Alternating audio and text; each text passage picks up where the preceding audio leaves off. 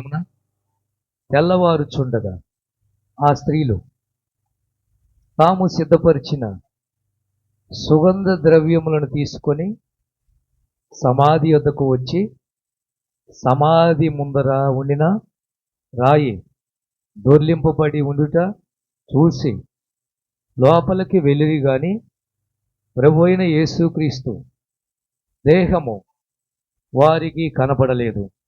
ఇందును గూర్చి తోచక ఉండగా ప్రకాశమానమైన వస్త్రములను ధరించిన ఇద్దరు మనుషులు వారి యొద్ద నిలవబడిరి. వారు భయపడి మీరు సజీవుడైన వానిని మీరెందుకు మృతులలో వెతుకుతున్నారు? ఆయన ఇక్కడ లేడు, ఆయన లేచి ఉన్నాడు. ఆయన ఇక్కడ లేడు. ఎవరిని మీరు వెతుకుతున్నారు? సజీవుడైన వాణ్ణి వెతుకుతున్నారు. ఎక్కడ వెతుకుతున్నారు? మృతుల్లో వెతుకుతున్నారు. అంటే ఈరోజు అనేక మంది దేవుణ్ణి వెతుకులాడుతూ ఉన్నారు, ఎక్కడెక్కడో వెతుకుతున్నారు. ఇవన్నీ కూడా గత సంవత్సరాల్లో చాలా విషయాలు, చాలా సందర్భాల్లో అంశాలు, చాలా అద్భుతమైన అంశాలు మీతో మాట్లాడాను. ఈరోజు కూడా ఒక అద్భుతమైన అంశాన్ని మీ మధ్యలోకి తీసుకొని వచ్చాను. ప్రియులరా, ఒక తెరవబడిన సమాధి ఎవరిదైనా ఉందంటే అది యేసుది ఒక్కటే భూమి మీద. ఏమండి, గుర్తుపెట్టుకోండి, వినండి. ఇక ఎవరిది? యేసుది ఒక్కటే. అయితే బైబిల్లో అయితే ఇంచుమించు 3 సమాధులు తెరవబడి ఉన్నాయి. ఎన్ని సమాధులు? 3 సమాధులు తెరవబడి ఉన్నాయి. మొదటిది ఎలీషా సమాధి తెరవబడింది. ఎక్కడ? ఎలీషా సమాధి, రాజుల గ్రంథం, 2వ రాజుల గ్రంథం 13వ అధ్యాయం 20వ వచనం. ఎలీషా మృతి పొందగా ఉంచిరి. 1 సంవత్సరము గడిచిన తరువాత వచ్చినప్పుడు సైన్యమునకు భయపడి ఆ శవమును ఎలీషా సమాధిలో పెట్టగా తగిలినప్పుడు అది తిరిగి బ్రతికి కాళ్ళు మోపి నిలిచెను. సమాధి తెరవబడింది. ఎలీషా సమాధి దగ్గర ఎలీషాను పాతి పెట్టేశారు. చనిపోయిన తర్వాత 1 సంవత్సరం అయిపోయింది.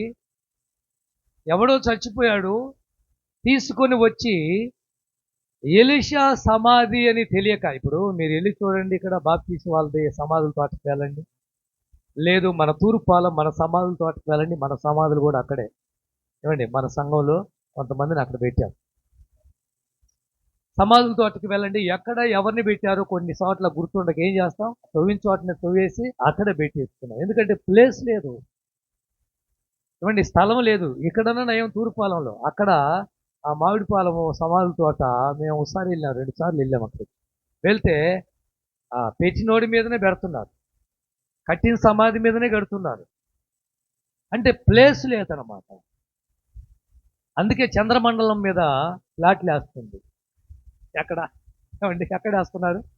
చంద్రమండలం మీద ఫ్లాట్లు ఎందుకు వేస్తున్నారు? భూమి మీద అయిపోయింది, భూమి మీద లేదు ఇక ప్లేసు. అందుకే చంద్రమండలం మీద ముందే ఫ్లాట్లు వేసి ఆల్రెడీ అమౌంట్ కట్టి కొనేసి ఫ్లాట్లు వేసుకున్నారు. వాళ్ళు పుల్లలు బాతుకున్నారు అక్కడ. అర్థమైందా? వెళ్ళండి మీరు కూడా. ఏమండి, కానీ బైబిల్ సెలవిస్తుంది, నివాసానికి యోగ్యమైనది ఎక్కడైనా ఉందంటే భూమి మాత్రమే. ఎక్కడ నివాసంగా ఉండలేరు. చంద్రమండలంలో ఆక్సిజన్ లేదు, తెలుసా మీకు? అండి, అర్థమైందా? కాబట్టి ఒక భూమి మీదనే బైబిల్ ప్రకారంగా దేవుడు నిర్మించిన స్థలము, మనిషి నివాసం ఉండాలి అంటే ఒక భూమి సరిపోతుంది, భూమి మీదనే కుదురుతుంది. ఇప్పుడు సముద్రంలో కూడా మిద్దెలు కట్టుకుని ఉండే వాళ్ళు కూడా ఉన్నారు, అంత డబ్బున్న వాళ్ళు ఉన్నారండి. అండ్ అంతరంగంలో సముద్ర తరంగాల కింద కూడా ఉండటానికి ప్రయత్నం చేస్తున్నారు. ఆ రోజు ఎలీషా సమాధి తెరవబడింది. తెరవబడినప్పుడు జరిగిన అద్భుతం ఏమిటంటే, ఎలీషా యొక్క ఎముకలు తగిలి, ఎలీషా యొక్క బ్రోన్ తగిలి ఒక చచ్చిపోయిన వ్యక్తి లేచాడు. ఎలీషాకున్న పవర్ సామాన్యమైంది కాదండి, ఎంత పవర్ ఉందో చూడండి. ఎంత శక్తి ఉందో చూడండి. అంటే ఎలీషా చచ్చిపోయినాక కూడా ఆయనలో మహిమ ఉంది, దేవునికి మహిమ కలుగును గాక, ఒక దైవజనుడు ఉండే శక్తి అది. నెంబర్ 2, రెండో సమాధి. ఇప్పుడు చెప్పండి, రెండో సమాధి తెరవబడింది ఎవరిది? లాజర్ది. ఎవరిది? లాజరు సమాధి. ఆ రోజు యేసు ప్రభు వెళ్ళి సమాధి మీద ఉన్న రాయిని తెరవండి, తీయండి. 11వ అధ్యాయం 45వ వచనం, యోహాను సువార్త. కాబట్టి వచ్చి అనేకులు ఆయన యందు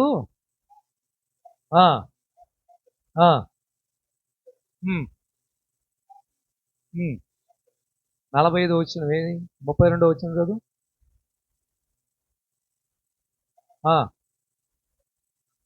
వచ్చి ఆయన్ను చూసి పడి, ప్రభువా, సమాధి తెరవబడింది చెప్పు, రాయి తొలగించండి. ఎక్కడది? 41, 39వ వచనం. యేసు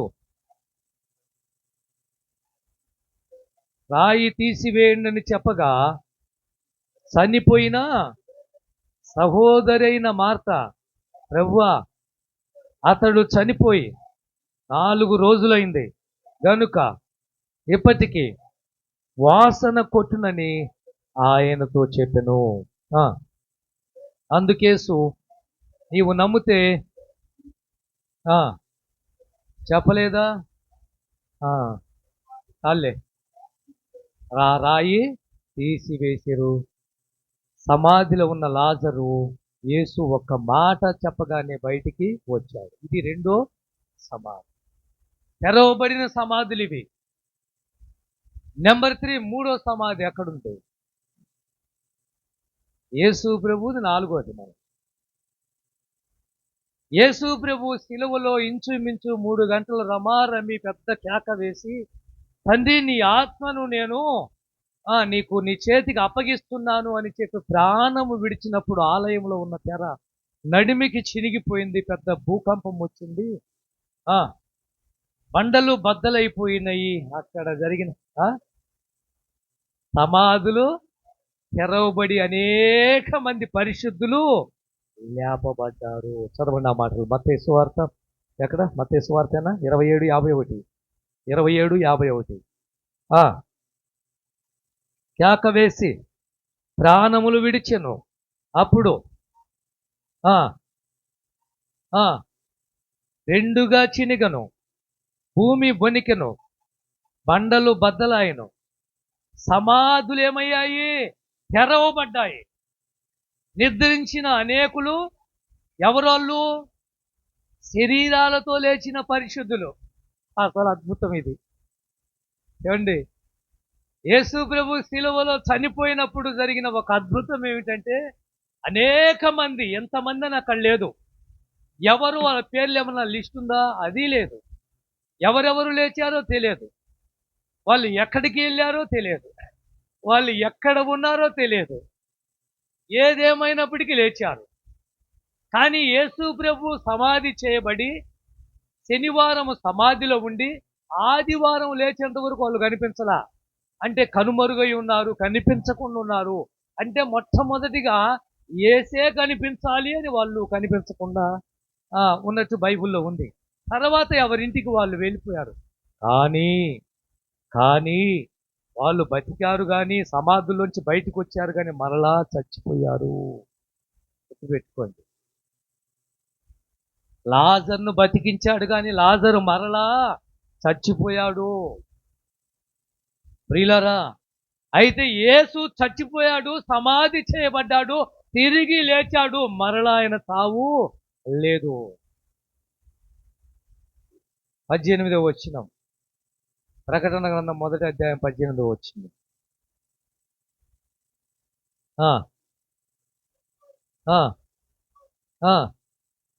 జీవించువాడను, ఇదిగో మృతి పొందాను, గాని ఇదిగో యుగ యుగాలు నేను ఎవరిని చెప్పాలి. యేసు ప్రభు చెప్తున్నాడు, నేను ఎవరిని? సజీవుడును, ఇక సావు లేదు.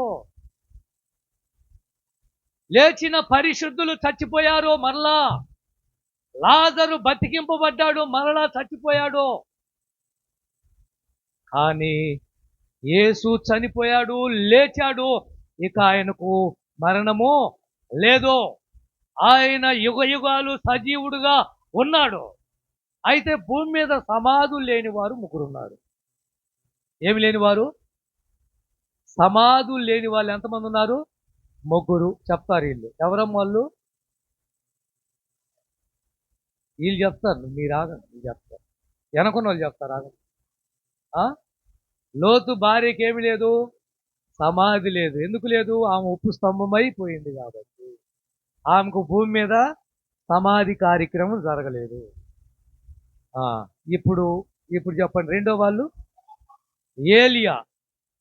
ఏలియాకు ముందు ఇంకొక ఆయన రావాలి. ఎవరు? అది ముందు లోతు భార్య రావాలి. ఎందుకంటే వరుస క్రమం అనమాట. ముందు లోతు భార్య రావాలి 19వ అధ్యాయంలో. ముందు క్షమించాలి, ఆనోకు రావాలి. నెంబర్ 2 లోతు భార్య రావాలి. నెంబర్ 3 రాజుల గ్రంథంలో ఏలియా రావాలి. రైట్, ఇక్కడ మనమే తలబడ్డాం. ఆనోకు 365 ఏళ్ళు దేవునితో నడిచాడట. దేవుడు ఒకరోజు రమ్మన్నాడట. చచ్చిపోకుండానే దేవుని దగ్గరికి వెళ్ళాడు. ఆనోకు సమాధి లేదు. మీరు గమనించారో లేదు, ఆ రోజు వైఎస్ రాజశేఖర రెడ్డి గారు ముక్కలైపోయాడు. ఎక్కడ ఏ పార్చుబడిందో తెలియాలి వాళ్ళకి. ఏది ఏమైనప్పటికీ అక్కడ పడిన పాత్రలు బహుశా ఎత్తుకొచ్చి ఆయన్ను కలిపి ఒక సమాధి కట్టారు మట్టిలో పెట్టి. అంటే సమాధి ఉండాలి. మా పితరులు సమాధులు ఉండే పట్టణం మా పితరులది. నెహెమ్యా ఏమన్నాడు? ఎందుకయ్యా దుఃఖంతో ఉన్నావు? జ్వరం ఏమన్నా వచ్చిందా? నీ ముఖం విచారంగా ఉంది. ఏమిటి అంటే, మా పితరులు సమాధులు ఉండే పట్టణం, మా పితరులు సమాధులు ఉండే పట్టణం ఏమైపోయింది? పాడైపోయింది. అంటే సమాధి కంపల్సరీ. ఎందుకంటే రేపొద్దున యేసు రాకడప్పుడు తెరవబడతాయి సమాధులు. అందుకే మనం కాల్చము, క్రైస్తవులము ఏమండి తగలబెట్టరు మనుషుల్ని. ఏం చేస్తారు? సమాధి మట్టి చేస్తారు. నీ దగ్గరికి వచ్చి, నీ సమాధి దగ్గరికి వచ్చి ఆయన నేను లేపుతాను అని మాటిస్తున్నాడు. నీ సమాధి కాడికి వచ్చి నేను లేపుతాను, అంత్య దినమున నేను నిన్ను లేపుతాను. సమాధి లేకపోతే చెప్పండి, సమాధి లేకపోతే ఎక్కడ లేపాలి? నిన్ను ఎక్కడున్నావు నువ్వు? అందుకే పాతాళంలో వచ్చిన వాళ్ళని, పాతాళంలో ఉన్న ధనవంతుడు, పాతాళంలో ఉన్న అనేక మందిని తీసుకొచ్చి, పాతాళంలో ఉన్న వారిని తీసుకొచ్చి యేసు ప్రభు సింహాసనం ఎదుట నిలబెట్టాలి ఒకరోజు. అగ్నికి ఆవుతైన వారిని తీసుకొచ్చి అగ్ని అప్పగించాలి ఒకరోజు. పరదేశం చెప్పుకున్నామే, పరదేశంలో ఉన్న వారిని తీసుకొచ్చి న్యాయపు తీర్పులో సింహాసనాసీనుడైన యేసు ముందు నిలబెట్టాలి. పరదేశం తీసుకొచ్చి సముద్రంలో చచ్చిపోయారే, చేపలు మింగేసాయి కొంతమంది. సముద్రము తీసుకొచ్చి లెక్కప్ప చెప్పాలి. నా సముద్రంలో నా దగ్గర ఇంతమంది చచ్చిపోయారు అని లెక్కప్ప చెప్పాలి. అందుకే సమాధులు కంపల్సరీ. ముక్క చెక్కలైపోయిన, యాక్సిడెంట్ అయ్యి ముక్క చెక్కలైపోయి ఎక్కడ పడ్డారు తెలియక ఆ రోజు రాజశేఖర రెడ్డి గారిది అక్కడొకటి దొరికితే తీసుకొచ్చి ఏం చేశారు? మట్టిలో కప్పి సమాధి చేశారు. దయచేసి వినండి. అందరికి వచ్చినాయమ్మా? అందరికి వచ్చినాయా?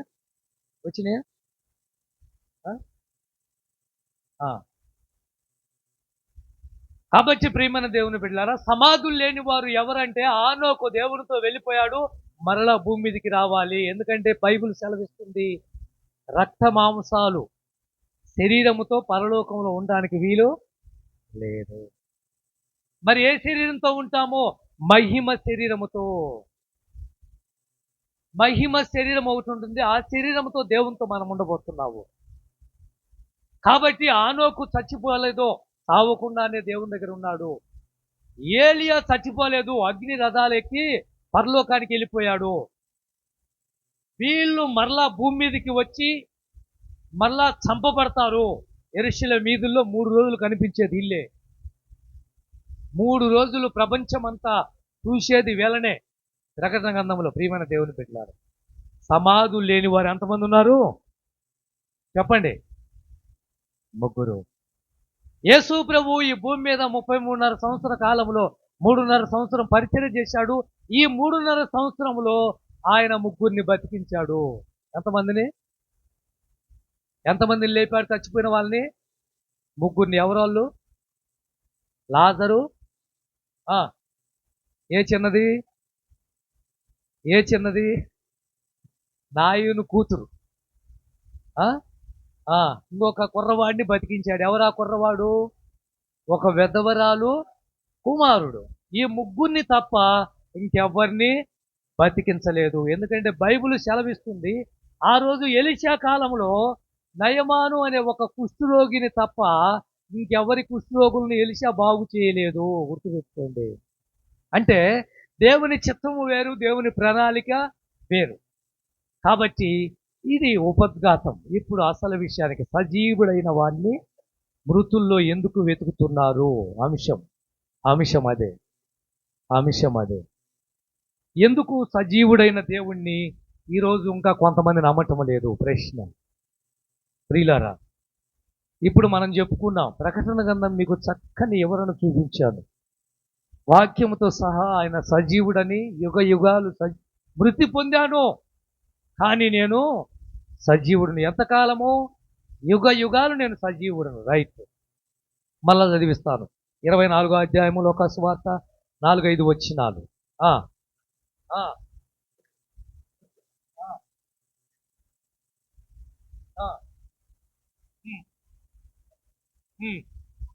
భయపడి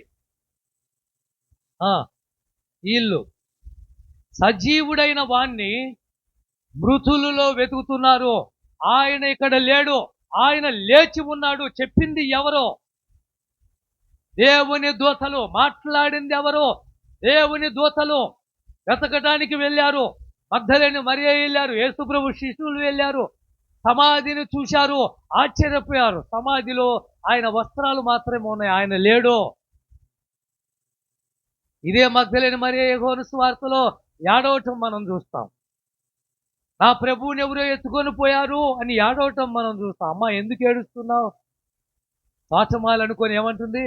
నా ప్రభువుని ఎవరో ఎత్తుకొని, నీకు తెలిస్తే చెప్పు, నేను తెచ్చుకుంటాను. ఎంత భక్తి ఉందో, ఎంత ఆత్మీయత ఉందో, ఎక్కడ ఉంచాడో నా ప్రభువుని చెప్పండి, నేను తెచ్చుకుంటానని ఏడవటం మనము చూస్తాం. ప్రియమైన దేవుని బిడ్డలారా, తెరవబడిన సమాధులు.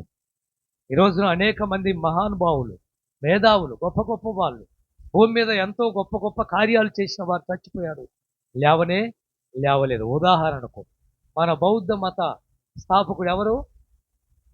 గౌతమ బుద్ధుడు చచ్చిపోయాడు. ఆయన చరిత్ర మీరు చూడండి, ఆయన లేచినట్టు మనం చూడం.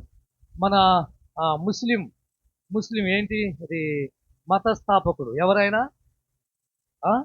ఇక్కడ నేను రాశాను, మహమ్మద్ ప్రవక్త. ఈయన చచ్చిపోయాడు, ఈయన కూడా లేవలేదు. మన హిందూ పురాణాలు మీకు తెలుసు, సృష్టికర్త ఏమంటారు? ఎవరిని అంటారు?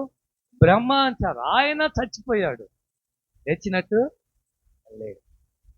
ఏమండి, మన ఎర్ర జెండాలు పట్టుకుంటారు చూడండి, ఏమంటారు దాన్ని?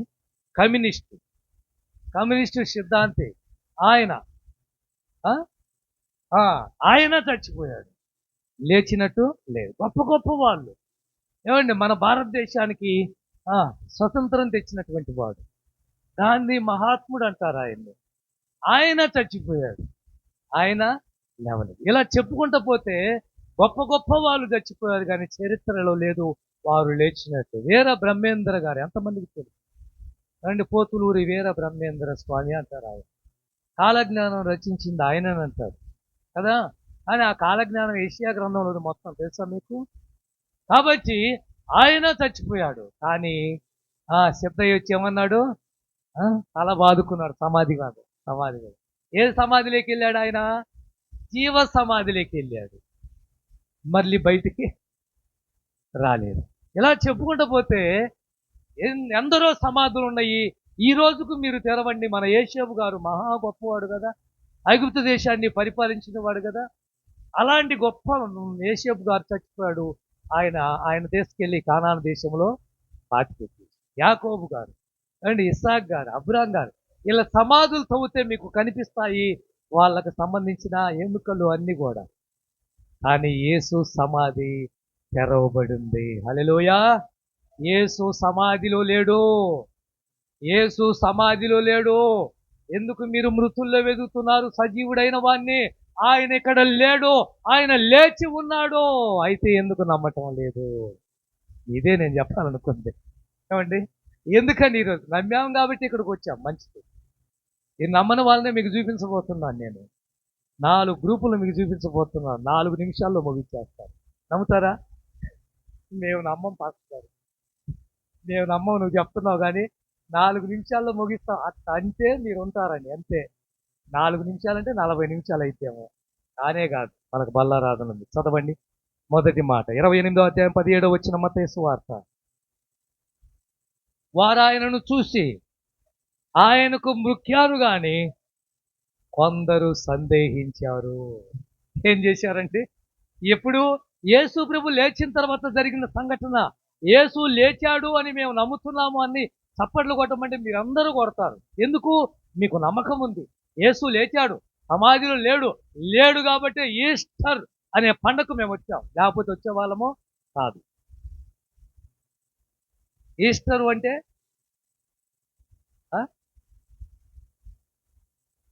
ఈస్టరు అంటే పునరుద్ధానము అని అర్థం. పునరుద్ధానము అంటే ఇక్కడ నేను రాసి పెట్టాను. పునరుద్ధానము అంటే తిరిగి లేవడం. ఏంటి పునరుద్ధానం అంటే? పునరా అంటే తిరిగి, ధానము అంటే లేవడం. యేసుక్రీస్తు పునరుద్ధానుడయ్యాడు, ఆయన సజీవుడయ్యాడు, ఆయన లేచాడు. ఆయన ఇప్పుడు ఇక్కడ మత్తయి సువార్త 28:17లో చూశారు, ఆయనకు మృక్యారు, నిజంగా యేసు ప్రభువు లేచాడు అని దండం పెట్టారు, సాగిలపడ్డారు. కానీ ఏం పడ్డారు? సందేహం. ఈ రోజున జరుగుతుంది అదేగా, సంఘాల్లో జరుగుతుంది, విశ్వాసుల్లో జరుగుతుంది, సేవకుల్లో జరుగుతుంది. ఏమండి, ఒక అద్భుతం చూడలేక, ఒక మహిమను చూడలేక, ఒక గొప్ప కార్యము నీ కళ్ళతో చూడలేకపోవటానికి అసలు సిసలైన కారణం ఏంటి తెలుసా? సందేహమే. అంటే సందేహము అంటే అనుమానం. ఏమండి, నీ అనుమానమే పెద్ద రోగము అన్న ప్రకారంగా, సామెత ప్రకారంగా ఈరోజు యేసుని నమ్ముకున్న నీవు అద్భుతం ఎందుకు చూడలేకపోతున్నావు? అనుమానం. అద్భుతమైన ఆరోగ్యాన్ని ఎందుకు పొందుకోలేకపోతున్నావు? అనుమానం. ఆ రోజు నీళ్ల మీద పేతురు ఎందుకు నడవలేక మునిగిపోయాడు? అనుమానం. అండి 14వ అధ్యాయం మత్తయి సువార్త 31వ వచనం, 14:31. పట్టుకొని అల్ప విశ్వాసి. ఎందుకు నీకు అనుమానం వచ్చింది? పేతురు, ఎందుకు నీకు అనుమానం వచ్చింది? సందేహము ఎందుకు వచ్చింది? నేను నడిచాను కదా, నువ్వు కూడా కొంచెం దూరం నడిచావు కదా, ఎందుకు మునిగిపోయావు? ఏమైంది నీకు? 21 రోజు ఉపవాసం ఉండి ప్రార్థన చేసి ఉద్యోగం కోసం వేడుకున్న నీవు ఎందుకని అనుమానం పడుతున్నావు? ఇస్తాడా ఇవ్వడా, ఇస్తాడా ఇవ్వడా? ఎందుకు సందేహము? ఈ సంవత్సరం 21 రోజు ప్రార్థన వల్ల తప్పకుండా ప్రతిఫలం వస్తుందని నమ్మి ఇక్కడికి రావాల్సిన నీవు అపనమ్మకం ఎందుకు పుట్టింది? పేతురు మునిగిపోయాడంటే ఓన్లీ అనుమానమే. ఈరోజు నీ రోగం అలాగనే ఉందంటే అనుమానమే. అనుమానం లేని వాళ్ళు బాగుపడ్డారు, మన సంఘంలో ఉన్నారు, వాళ్ళు ఆరోగ్యకరంగా ఉన్నారు, బతకరు అనుకున్న వారు బతికారు కూడా. ఇక ఈ రోగం పోదు అనుకున్న వారు ఈరోజు ఆ రోగం కుదుటపడి ఇక్కడ సంతోషంగా ఉన్నారు. అందులో నేను ఉన్నాను. ప్రియమైన దేవుని బిడ్డ, కారణం నమ్మాను కాదు. యాకోబు రాసిన పత్రిక 1వ అధ్యాయం 6వ వచనం.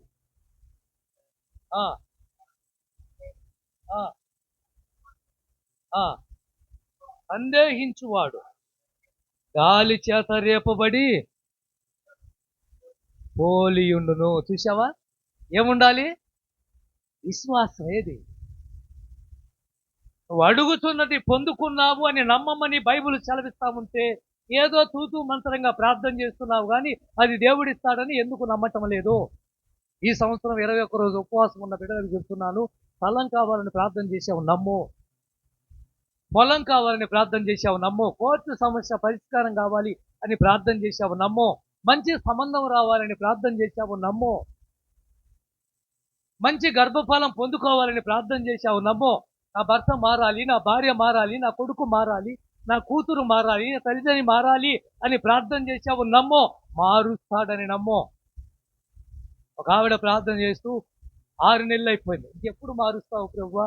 12 నెలలు అయిపోయింది, ఇంకెప్పుడు మారుస్తావు ప్రభువా? 2 సంవత్సరాలు అయిపోయింది, ఎప్పుడు మారుస్తావు ప్రభువా? 5 సంవత్సరాలు అయిపోయింది, ఎప్పుడు మారుస్తావు ప్రభువా అని అడుగుతుంది. అప్పుడు ప్రభు దర్శనమిచ్చి మాట్లాడాడు, నీ అనుమానం పోయినప్పుడు మారుస్తాను బిడ్డ అన్నాడు. ఏమన్నాడు? ఎప్పుడు మారుస్తాడట? నీకు అనుమానం ఉంది బిడ్డ, ముందు అనుమానం పోతే నీలో సందేహం ఉంది బిడ్డ, అది పోతే అదేంటి ప్రభువా నేను నమ్ముతున్నానుగా. లేదమ్మా, నువ్వు నమ్మలా. ఆమె ప్రార్థన చేసినప్పుడల్లా తన మనసులో ఒకటి, ఇంత భయంకరమైన తాగుబోతు నా భర్త మారుతాడా అని ప్రార్థన చేస్తుంది ఆవిడ. ఎలా మారుతాడు చెప్పండి? అందరూ మారినా నా కొడుకు మారడు అని ప్రార్థన చేస్తుందామా? ఇది మారే కుటుంబం కాదు అని అనుకుంటుంది. నువ్వు విశ్వసించు. ఎందుకు సందేహం, ఎందుకు అనుమానం? రెండో మాట మార్కు సువార్త 16వ అధ్యాయం 9, 10, 11 వచనాలు. లేచి మగ్ధలేని మరియకు ఆయనతో ఉండిన వారు దుఃఖపడి ఏడ్చుచుండగా ఆమె వెళ్ళి తెలియజేసినప్పుడు విని నమ్మకపోయిరి. చూసావా? విన్నారు. యేసు లేచాడు అని చెప్తే మగ్ధలేని మరియ చెప్పినప్పుడు విన్నారు, కానీ ఏమి లేదు, నమ్మలేదు. ఈరోజు చాలా మంది వింటున్నారు, సాక్ష్యాలు వింటున్నారు, దేవుడు అద్భుతాలు చేశాడని చెప్తుంటే వింటున్నారు, దేవుని వాక్యంలో దేవుడు అద్భుతమైన దేవుడు, ఆశ్చర్యకరమైన దేవుడు, గొప్పవాడు అని చెప్తే వింటున్నారు, కానీ నమ్మటం లేదు. రెండో మాట, విన్నారు కానీ ఏమి లేదు. ఉదాహరణ, యేసు ప్రభు ఈ లోకంలో ఉన్నప్పుడు తోమా వారితో లేడా? తోమా ఉన్నప్పుడు ఎన్నోసార్లు యేసు ప్రభు చెప్పలేదా, నేను చచ్చిపోతాను, మనిషి కుమారుడు మనుషుల చేతికి అప్పగిస్తారు, ఆయన చంపేస్తారు, సిలివేస్తారు, సమాధి చేస్తారు, 3వ దినం తిరిగి లేస్తారని చెప్పలేదా? ఇప్పుడు యేసు ప్రభువే తిరిగి లేచి వచ్చి, ఇదిగో నేను లేచాను చూడండి, రండి పిల్లలారా అని ఆయన చేతుల్లో వేళ్ళు, ఆయన పక్కలో వేళ్ళు ఇవన్నీ పెట్టి చూసి, ఇది దయ్యం కాదు, నిజంగానే యేసు అని నమ్మారు. తోమా అప్పుడు లేడు. ఎప్పుడు కనిపించాడు? మరలా 8 రోజుల తర్వాత యేసు ప్రత్యక్షమై తోమా దగ్గరికి వచ్చి, ఏనాయనా నమ్మలేదట్టుందిగా అంటే, నా దేవా నా ప్రభువా అని అంటాడు. అవిశ్వాసివై ఉండక విశ్వాసివయ్యుండు అని ఎప్పుడు చెప్తాడు? ఆఖరిలో చెప్తాడు. మొదట్లో ఏం జరిగింది? నేను నమ్మను. మీరే చెప్పండి, ఎవరితను? శిష్యుడు, 12 మందిలో అతి అద్భుతమైనటువంటి సేవకుడు కాబోతున్నవాడు. ఏమంటే మన మెడ్రాస్ పట్టణానికి వచ్చి ముందుగా మన భారతదేశంలో సువార్త అందించిన వాడు ఎవరైనా ఉన్నారంటే తోమా గారే. ఆయన మాట్లాడితే బ్రాహ్మణులు మారిపోయారు. చంపేసింది కూడా బ్రాహ్మణులే, బల్లాలతో పొడి చేసింది కూడా బ్రాహ్మణులే, ఈటెలతో పొడి చేశారండి ప్రార్థన చేసుకుంటుంటే. నమ్మండి. మీరు వింటున్నారు, వాక్యాన్ని వింటున్నారు, ఆయన చేస్తాడు అని నమ్మండి. 3వ మాట, చదివారు కానీ గ్రహించలేదు. చదవండి 24వ అధ్యాయములో సువార్త 25వ వచనం.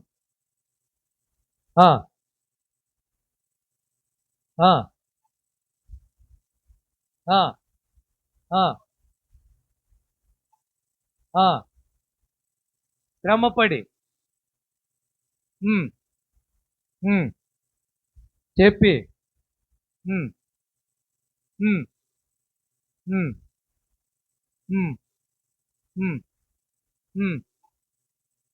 తెలిపాను. 25 వచ్చిన అమ్మ, మనకు 25 వచ్చిన ఏమే నాకు అందుకు ఆయన అవేకులారా.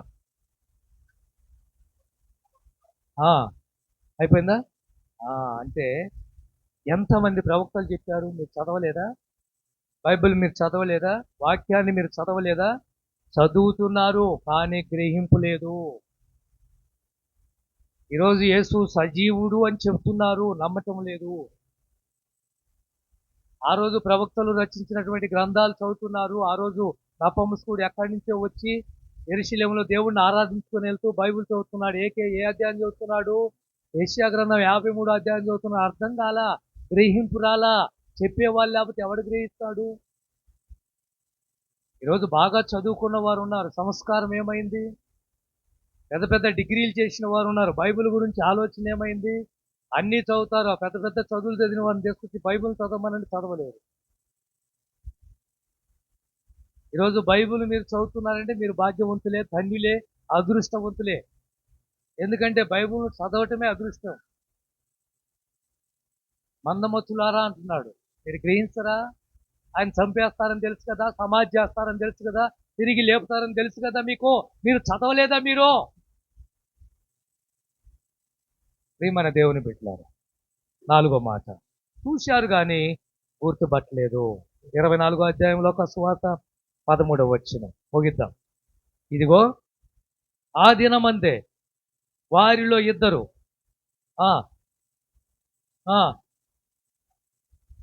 తెలుచు జరిగిన ఈ సంగతులన్నిటినీ గూర్చి ఒకరితో ఒకరు సంభాషించుకుంటుండిరి.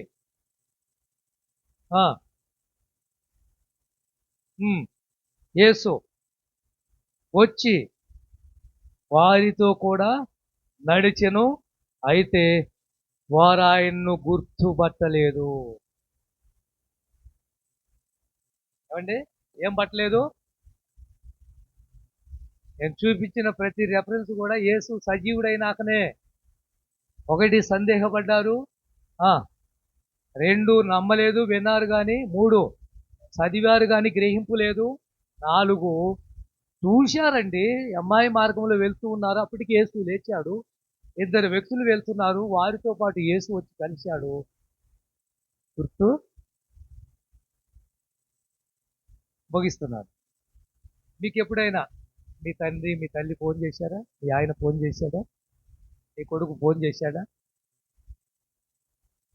ఫోన్ చేస్తే గుర్తుపట్టవా? వాళ్ళ వాయిస్ ఎవరని గుర్తుపట్టమ్మా? తెలియదా? యేసు పక్కన ఉంటే గుర్తుపట్టలేకపోయారంటే ఇప్పుడు చెప్పండి ఎంత అంధత్వంలో ఉన్నారు, ఎంత గురుడితనంలో ఉన్నారు. ఈరోజు ఈ ప్రపంచంలో జరుగుతుంది కూడా అదే.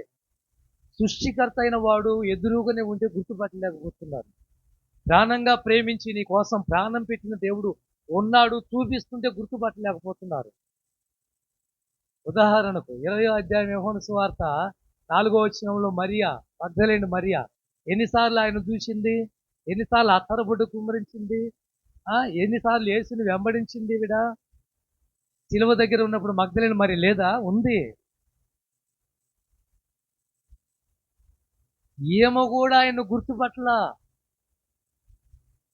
యేసును గుర్తుపట్ల. ఉదాహరణ, పేతురు వచ్చి తలుపు తెరుస్తున్నాడు, అమ్మా తలుపు తీయండి, తలుపు తీయండి. అప్పటికే పేతురు చెరసాల నుంచి బయటకు వచ్చాడు, దేవదూత బయట వదిలిపెట్టి వెళ్ళిపోయాడు. ఒక అమ్మాయి వచ్చి తలుపు కాడ ఇలా పెట్టించావు, ఎవరండి మీరు అని. అమ్మా నేను పేతురునమ్మా, తలుపు తీ అంటే చదువుకోండి మీరు ఇంటికి వెళ్ళాక 12వ అధ్యాయంలో, పేతురు స్వరమును ఆమె గుర్తుపట్టి. అంటే గుర్తుపట్టరా? ఫోన్లో మాట్లాడేవాడు ఎవడో తెలియదా నీకు? ఒక మనిషి ఎదురు పడితే గుర్తుపట్టలేవా? ఒకటి మనిషిని గుర్తుపట్టడానికి, ఒక వ్యక్తిని గుర్తుపట్టడానికి వేసుకున్న డ్రెస్సు ఆ రోజు యేషేపును చంపే ముందుగా, అంటే చంపేయాలని ప్లాన్ చేసుకునే ముందుగా యేషేపును అంత దూరంలో ఉన్నప్పుడు 10 మంది అన్నలు గుర్తుపెట్టింది ఎలా? అంగి అదే వేసుకొని వచ్చాడు మనవాడు కూడా. అంగి వాళ్ళ నాన్న ప్రేమగా గుట్టిస్తే అందరికీ వేరు, వీడిది వేరు. ఆ అంగిని వేసుకుని అలలుగానే వాడు వస్తున్నారు. ఎలా గుర్తుపట్టారు? వేసుకున్న అంగి. ఒక వ్యక్తిని గుర్తుపట్టడానికి డ్రెస్ కోడ్. ఆ వ్యక్తిని చూసి వాడు వేసుకున్న సొక్కాను బట్టి, ఆమె కట్టుకున్న డ్రెస్సును బట్టి, ఆమె వేసుకున్న శారీని బట్టి ఫలానా అమ్మాయి, ఫలానా అబ్బాయి అంత దూరంలోనూ చెప్పగలం. ఈరోజు ఎక్కడలే, రోజుకు ఒక డ్రెస్ మారుస్తుంది, గంటకు ఒక డ్రెస్ మారుస్తుంది, ఎలా గుర్తుపడతారు కానీ ఆ రోజుల్లో. నెంబర్ 2, రెండోది వాయిస్, స్వరం. ఫోన్లో ఆ స్వరము గుర్తుపట్టవచ్చు. మాట్లాడుతూ ఉంటే నువ్వు బయట ఇంట్లో ఉన్నా కూడా బయట ఎవరో మాట్లాడుతున్నారు, ఫలానా అమ్మ తగాదు పెట్టుకోను, నీకు అర్థమైపోద్ది. ఏమండి, నీకు అర్థమైపోద్ది ఫలానా ఆవిడని. గుర్తుపట్టలేదా? ఆ రోజు యేసును గుర్తుపట్టలేని స్థితిలో మగ్ధలేని మరియ ఉంది. యేసును గుర్తుపట్టలేని స్థితిలో ఎమ్మాయి మార్గంలో వెళ్తున్న ఇద్దరు మనుషులు గుర్తుపట్టలేకపోతున్నారు. ఈరోజు ప్రపంచమే యేసును గుర్తెరగలేకపోతా ఉంది. ఈరోజు ఇక్కడ మీరు కూర్చున్నారంటే యేసును గుర్తుపట్టారు కాబట్టి.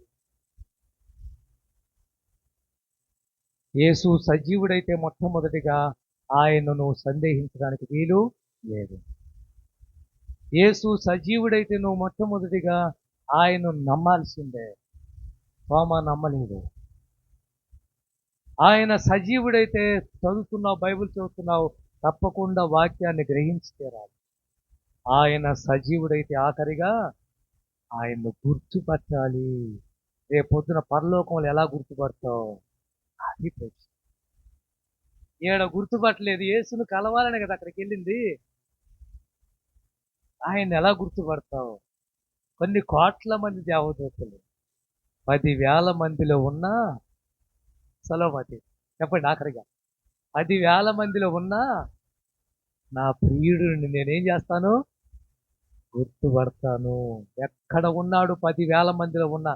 లేదా మీ ఆయన ఎవరో, లేదా నీ కొడుకు ఎవరో, ఇలా తెలిసినప్పుడు నిన్ను పుట్టించిన తండ్రి ఎవరో తెలియదా నీకు? నిన్ను సృష్టించిన వాడెవరో గుర్తుపట్టలేక ఈరోజు అనేక విధాలుగా మనుషులు పాకులాడుకున్నారే. నిన్ను పుట్టించిన వాడెవరు, నీకు ఊపిరిచ్చిన వాడెవరు, ప్రాణమిచ్చిన వాడెవరు, ప్రేమించిన వాడెవరు గుర్తుపట్టలేకపోతున్నారా ఈరోజు? నీ తండ్రి నీకు తెలుసు, నీ కొడుకు నీకు తెలుసు, నీ భార్య నీకు తెలుసు, నీ కూతురు నీకు తెలుసు, వాళ్ళని గుర్తుపడుతున్నావు కానీ అసలు సిసలైన దేవుణ్ణి గుర్తుపట్టలేకపోతున్నారు మనిషి. బాధాకరం కాదంటారా ఇది?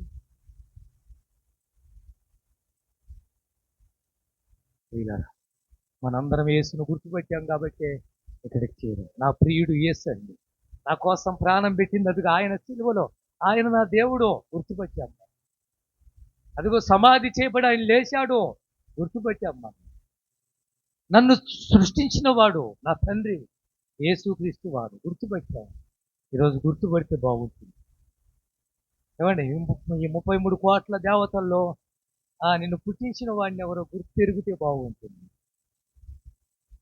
ఇన్ని లక్షల వేల దేవతల్లో నీకోసం ప్రాణం పెట్టిన దేవుడు ఎవరో గుర్తుపెడితే బాగుంటుంది. ఇంత పెద్ద జనాభా ఉన్న ఈ ప్రపంచంలో నీకోసం మరణించిన వాడెవరో గుర్తుపెడితే బాగుంటుంది. ఇన్ని కోట్ల మంది దేవదూతల్లో రేపొద్దున పరలోకంలో యేసును గుర్తుపట్టాలి. గుర్తుపట్టాలంటే ఈ భూమి మీద ఆయన గుర్తెరగాలి. దేవుడి మాటలను దీవించి ఆశీర్వదించును గాక. ప్రార్థన. ప్రేమ కలిగిన మా తండ్రి, మాట్లాడిన ప్రతి మాటను దీవించమని, వాక్యం మా జీవితాలకు, మా కుటుంబాలకు, మా సంఘానికి, మాకు ఆశీర్వాదకరంగా మార్చమని యేసు నామములో ప్రార్థిస్తున్నాము తండ్రి. ఆమేన్.